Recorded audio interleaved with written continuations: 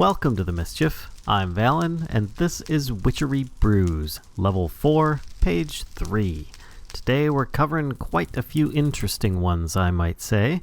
If you have annotations turned on, you have your option to choose these on the screen. Otherwise, just let it play, and we'll go through them one by one. Okay, you might be wondering why I'm wearing this helmet. This is my crash helmet, because I'm probably going to need it with what we're working on today, so just bear with me here. So the first item is going to be Absorption, and this is an interesting brew to say the least. Let me grab a couple of these, and basically this will give you more hearts. So it's very similar to the vanilla potion, where you will gain anywhere from 2 to 8 extra hearts that are full and temporary. The thing is, once you've taken damage to eliminate those hearts, they do not regenerate, and it's only for a very short duration. For instance, making this at a regular speed, you only get 15 seconds. So lengthening that will get you a bit more, and therefore I recommend probably best to use a splash potion, though this could affect others nearby. So, just to give an example, you can see that I have a full health bar. If I were to use one of these right now, I gain myself 2 extra hearts, and if I take enough damage from it, then the hearts do not come back. They just disappear. They're like hollow hearts. Yeah, I don't have any baubles on right now. Now, if I use the high level one, I will get myself up to a maximum of 8 extra hearts, which can be beneficial. I mean, if you're taking damage, you splash one of these down, you're just trying to escape or something, this could get you your emergency get out of jail free card. But it's very short, very situational, and it costs, golden apple in order to make this brew up. And here we have Health Boost, which you would think, isn't that about the same as Absorption? Well, it's similar, but not the same. And, well, allow me to change my game mode and demonstrate this better. Sorry for all the particles. I've got these Leap and Lily pads here that are speeding me along when I'm running around. But let me grab these potions. Now, the idea is that you'll get yourself extra hearts, but they'll be hollow. That's right. You're going to get yourself hollow hearts. It doesn't sound right at first, but I mean, it does last a lot longer, like 1 minute for these ones. And then, of course, there's the ability to drink the potion, which should last, double the time, and then you can also lengthen that. So this is a much more effective, more prolonged way of getting health than the very short duration that you can get from Absorption, which is very immediate. But you can also stack those together. So, to give an example here, I have Splash Brew of Health Potion, and this is just a level 4, so I should get 8 hearts. Toss that, and there we go. I now have 8 hearts, but they are hollow, so therefore I need to continue eating food in order for those to fill up properly, or have some method of healing. And in this case, I think I've got a healing block sitting over here by our little vampire friend, and then that can heal up, and you've gonna have some extra time with it. So if you have an alternate way of also healing quickly, and then you can jump into a battle, you'll have yourself some extra health that may regenerate as well. So this could be very beneficial. Now, on top of that, I have this combo potion just to show that they both will work together. Now you'll notice that my health bar is back to normal. I toss this on myself, and I gain a lot of hollow hearts and full hearts. And of course, the full hearts aren't going to last very long because, well, they are a separate thing and they are just temporary. So, you can stack these effects if you really want to. It can make things quite interesting. And I do recommend that if you're going to go with any of the not the Absorption, but the health potion here, what was it called? The Health Boost, that you probably switch it to a drinking potion, because it is going to be more of a preparatory potion than it is a mid-battle one like the Absorption. And with the fact that you can use Health Boost for a much longer duration, even though it is hollow hearts, you will have to use an enchanted golden apple, which means gold blocks around an apple. So it's rather expensive. And here we have the Brew of Wasting. This one here, it requires a special ingredient that you can only get from typically bosses or the spirit realm, and that's a subdued spirit. So it's a little something special there, and it has some really strange abilities. Let me grab these potions here, and we'll be good to go. I don't think I had anything else. No, I have some that is... yeah, they are fine. This one's just a splash area. The power, pretty much on all these ones, the area of effect is just going to increase the area that it splashes on the ground for the most part. So that really doesn't play into it. The brew, or the power on this case, as shown here, allows either faster damage or no difference whatsoever. And it's how it affects other entities in the world or other players. So in this case, if I were to throw one of these down on the ground by these guys. Now, normally the description in the book says that it will make creatures hungry. Well, obviously these guys don't have hunger bars that we know of like we do. So if I toss this on these guys, here we go, they start taking damage as if they're poisoned. Now, I, on the other hand, gain hunger. But if I use this a little bit closer, there we go, I gain poison for a second or so, but then they also gain poison for a faster duration. So basically they get kind of just a poison effect. The hunger doesn't affect them. And that's more or less how it works on other entities.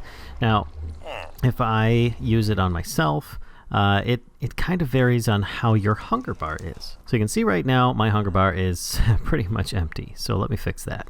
All right, there we go. And now if I use this Splash Brew of Wasting, I will take some hunger damage. And you notice I instantly lost about 4 meat pops worth. Whoops, I'm standing on a healing block, sorry. About 4 meat pops worth of hunger. Then I gained hunger for about 9 or 10 seconds, and I had poison for about a second. So overall you lose about 5.5 meat pops there. Now, if you use the Splash Brew of Wasting, and this is the same brew, tossed on myself, you'll notice I lost a bunch more meat pops. But if your meat pops are around halfway or lower, you won't lose any. You'll just gain the hunger effect on yourself. You see there, I just cast it on myself. It is a renewing cloud right now, so I am just going to stand on this health block so that I don't die. But in a gas brew, it can be pretty effective because you'll constantly be getting a poison renewal on there, which really doesn't affect you very much. I have to say, it's more or less to affect the NPCs because it expires and renews before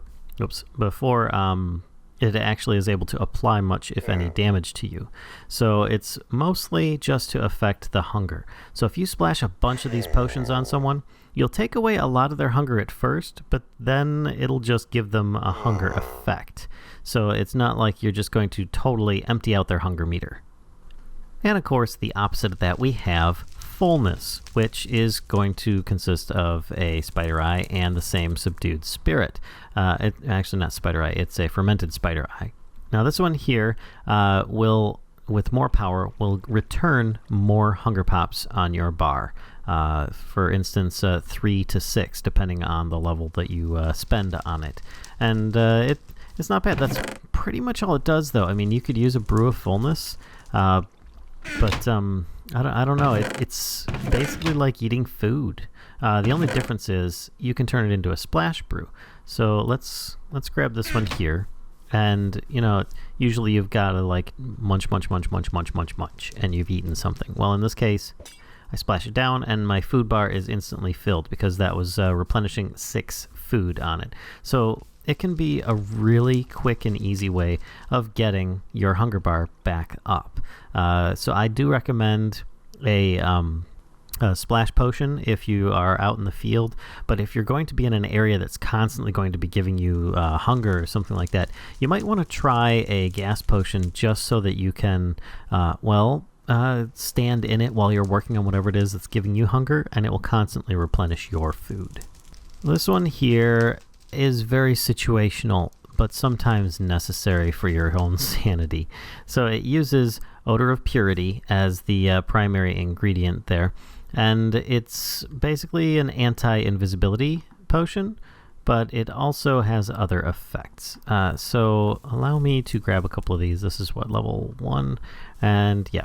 So with power has no difference, so don't even bother spending your time on that. Let's go over here. All right, I have this little glass prison of ineffable glass that I can pass through, but mobs cannot. So I'm going to spawn a couple poltergeists. And you saw a little quick blip, and you can see these little particle effects in the air. I don't know if you've ever experienced a poltergeist before. Well, these guys are invisible by nature and can only be temporarily revealed. In this case, I will toss this down, and there they are. Hello, guys. How you doing? Now, shortly after, they will eventually go back to their natural state of being invisible. Now, if you were to use this on somebody who is invisible and you throw it down, it will reveal them and just eliminate their invisibility option, unless they have something constantly renewing it.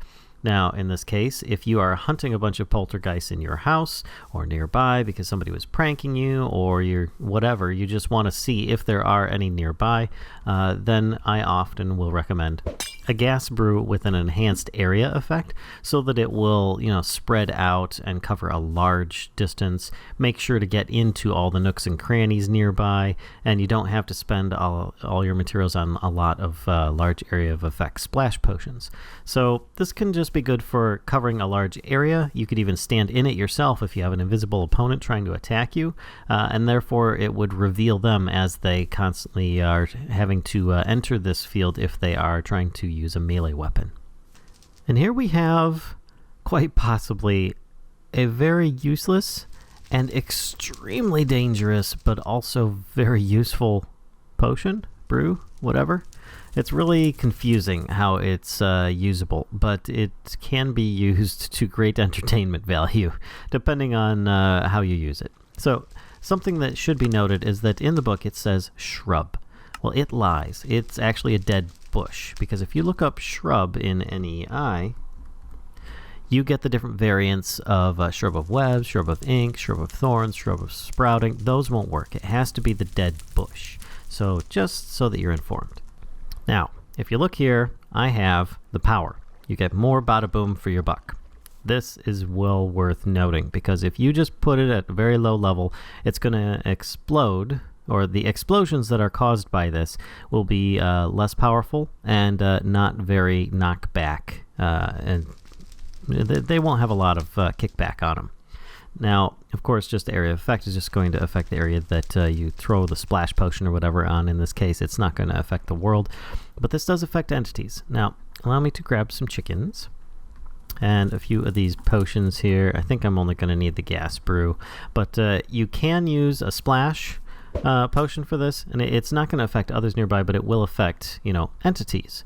So it's a chance of creating an explosion. Now, I think this one here is, this is Volatility level 1, and I'm going to put down a chicken, throw that there, and you can see I'm actually volatile as well. I'm going to try hitting this guy, wait for my volatility to go away. There we go, and then hit him, and you can see nothing happened. Come here. Oh, there you go. So you get a chance of potential explosions happening. So then if you increase that with like a volatility 4, then the explosion is going to be much greater. It'll still be the same area, but it's going to be, just much more powerful with the entities it affects. So let's hit this guy. And doggone it, I've got my magnet mode turned on and I keep on throwing these things away. There we go. All right, he is now affected. So let's hit him. And okay, that was an iron golem. So it can do a lot more damage. But if you do wear armor, it's going to help reduce, especially if it's blast resistant. But there are very special uses you can have for this that you can really have a lot of fun with. You can play a little bit of duck, duck, goose in here. Let's just toss a bunch of chickens around and a gas brew of volatility. So now I am as volatile as any of they are. And then you go, all right, duck, goose, oh boy. And you can see that there is a little bit of entertainment value in this at the very least. So, of course, all the chickens are dead. because even if that one chicken didn't blow them up, I blew them up when I went sky high. So I have found out that if you wear sufficient armor, you should be able to survive this and not take too much damage. Therefore, you can turn this into the next step. And that is going to be Valens Brew of Space. That's right. Just like if you've never played Portal 2, I do recommend you do it. It's so worthwhile. Which is just going to be a combination of a couple spells or a couple brews, and not too OP, but it's definitely going to, well, kill anybody that's unaware or unprepared for it. But it can also be a very fun prank to play on people too. So remember, don't do these things on people that you think won't take it well.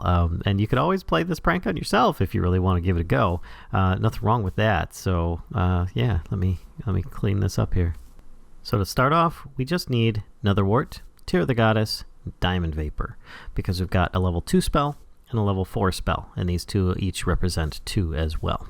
And to start off with, we go with Glowstone, Blaze Rod, Redstone, and Obsidian, plus a Feather.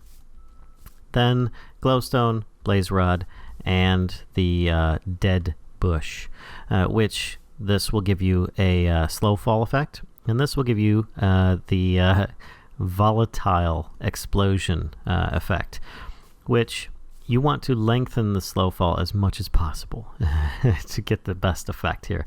Then, of course, I just add wood ash and cocoa beans for a good area that it's going to be in. And you can either turn it into a splash potion, or you can turn it into what I recommend, a gas brew.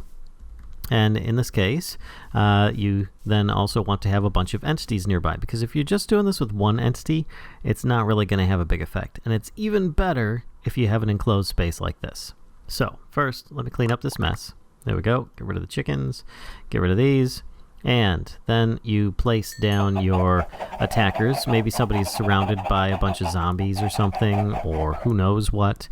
But you toss down your gas brew. Everybody gets affected by it. And then the first one to actually start hitting something then ends up getting blown sky high. Wow. Bye. And as you can see, due to my slow fall effect, and you can see under the edges of my vision that I am slowly dropping back to Earth. It is taking quite a while, and it's going to go on for another minute or so. So, yeah. I hope you guys enjoyed today's video. If so, please give a like, subscribe. Don't forget to spread the mischief to others. And hang out for the next episode of Witchery Brews. Till next time, folks. I'll see ya. Bye. Space.